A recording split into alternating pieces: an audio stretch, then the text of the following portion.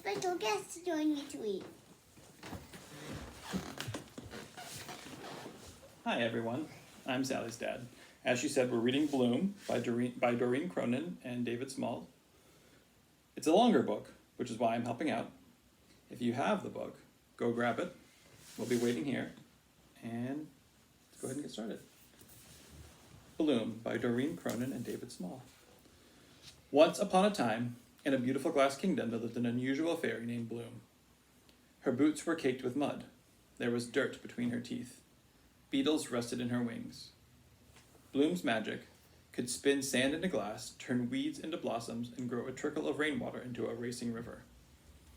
Bloom was a helpful creature, but her footsteps were heavy, and she left a trail of tiny cracks and mud wherever she went. And there's Bloom.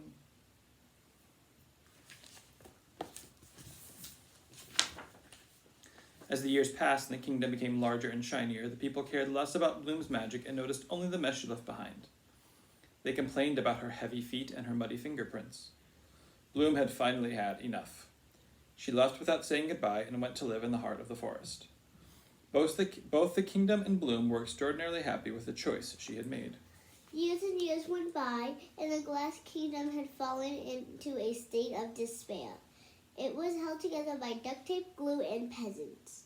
The king was reminded of the powerful creature who once lived in the kingdom. His royal court offered to find her, but the king declined their help. Surely a creature with such power will answer only to a king. Very well, your highness, but tread lightly. Fairies are delicate and easily frightened, advised the royal cat.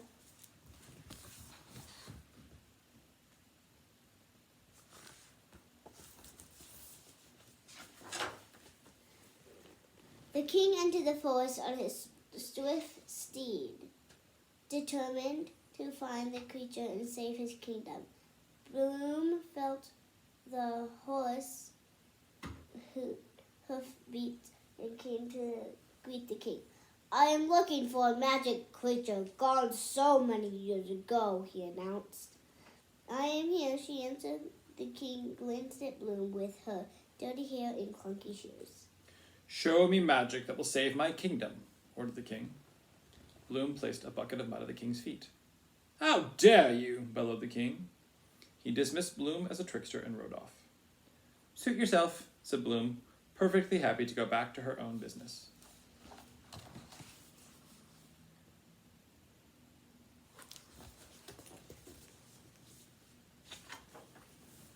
When the king returned empty-handed many days later, the queen decided that she was much better suited to find the magical fairy. Maybe your voice frightened her off, said the queen reassuringly. I must go in your place. And there is the castle falling down all around them.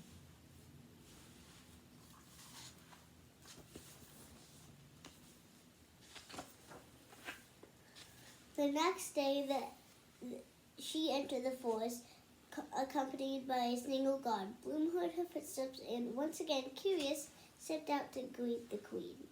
I'm looking for a magic creature gone so many years ago, she announced. I'm here, answered Bloom. Show me the magic that will save my kingdom, ordered the queen. Bloom placed a bucket of mud at the queen's feet. How dare you, bellowed the queen. She dismissed Bloom as a trickster and rode off.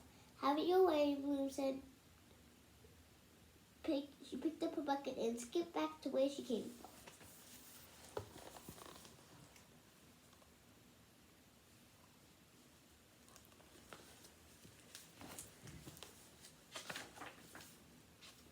What of the magical creature? Asked the king upon the queen's return. Broken glass crunched under her feet as she crossed the room. Rain fell from the cracks in the ceiling. Clearly it is too frightened to speak directly with royalty, answered the queen.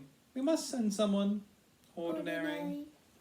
Genevieve was exactly that, the smallest and quietest in the kingdom. Her only job in the palace was to collect, wash, and dry the queen's exquisite crystal sugar spoon. It was the single object in the kingdom that had not yet cracked. The queen summoned Genevieve to her chambers and explained the dire situation. You are our last hope, she said kindly. I will not fail you, my queen, Genevieve said in her tiny voice. She brushed the broken glass out of her hair packed a small bag, and left for the forest.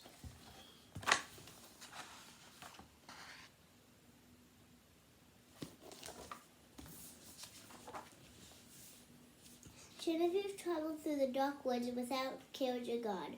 Bloom held the sound of her feet pressing into the ground and stepped out to greet the girl.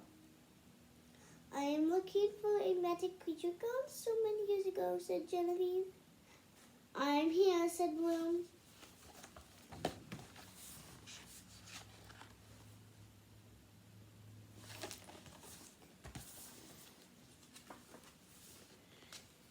Have you any magic to save the kingdom? Bloom placed a bucket of mud at the girl's feet. Perhaps if I explain, said Genevieve. You see, our kingdom is built of glass and it is falling to pieces. Bloom placed a shovel at Genevieve's feet.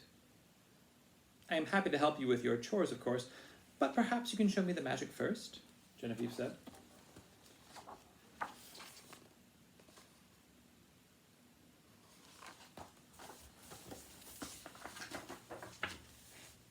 Bloom studied the tiny girl for a moment.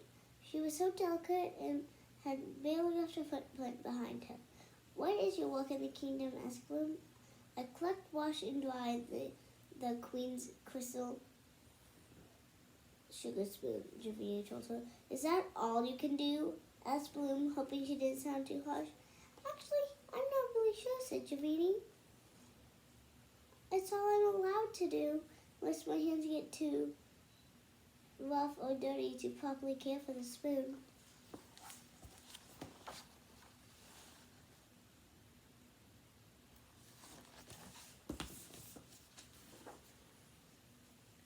Why would the king and queen send a delicate child with such a delicate job deep into the forest to do something they could not?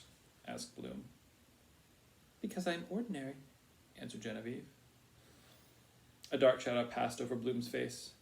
She picked up her bucket. She picked up her shovel. She took the girl by the hand. I will show you the magic that can save your kingdom, said Bloom.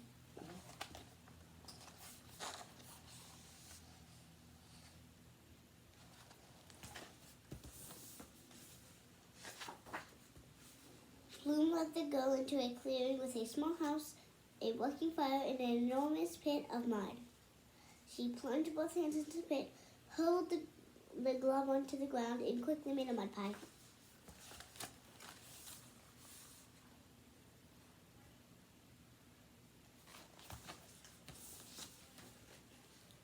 You try it, said Bloom.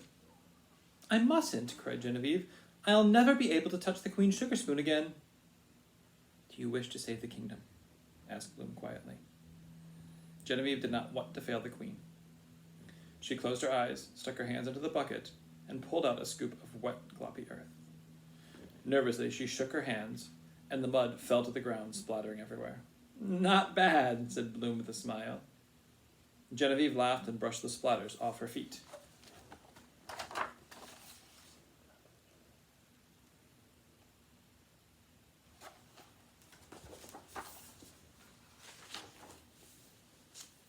Now try again, Bloom encouraged. This time, Genevieve enjoyed the cool, shifting feel of the mud, so different from the delicate spoon, falling into the ground exactly as Bloom done.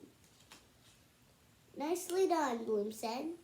Smiling, Javini shaped the mud into a small round pie. Perfect, announced Bloom.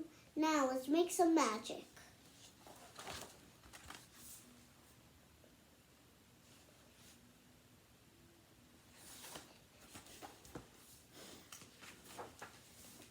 Genevieve watched Bloom as she shaped one of the mud pies into a perfect brick. She pulled back her hair with her muddy fingers, rolled up her sleeves, and tried to do the same. She made a lopsided, lumpy oval brick. You'll get it, said Bloom. After 16 more tries, Genevieve had made a perfect brick. What else can I do? Asked the girl. You'll see, said Bloom.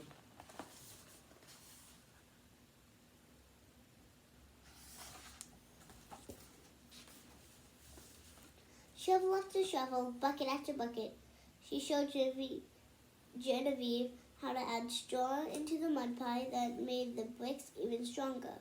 While her pile of brick towered over her head, Genevieve was not tired at all, but eager to do more.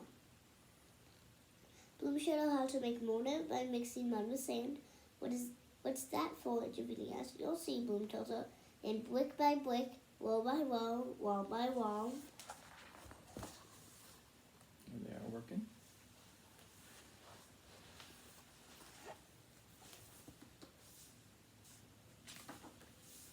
The fairy and the girl built a sturdy house in the middle of the forest.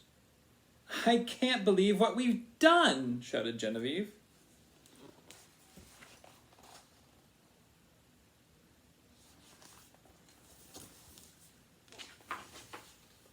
You must go back to the kingdom and share your magic, said Bloom. But how can I bring back a house? Asked the girl. You can't. You can only tell the king and the queen what you can do, said Bloom. They will never believe that an extraordinary girl could do such an extraordinary thing, Genevieve worried.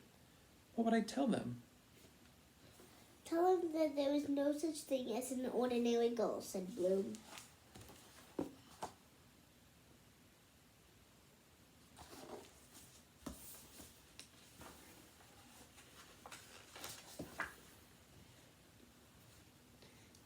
Genevieve returned to the king.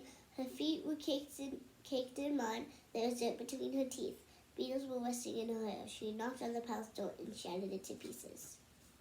I am here, she shouted.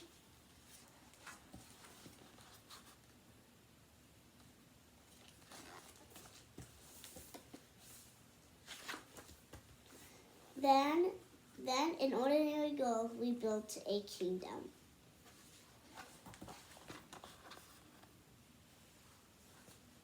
The end. So that was really fun. Thanks for inviting me to read with you. You're welcome. And tomorrow, I am going to be reading I Am a Bunny, especially for my Aunt Maymay. Bye! Bye!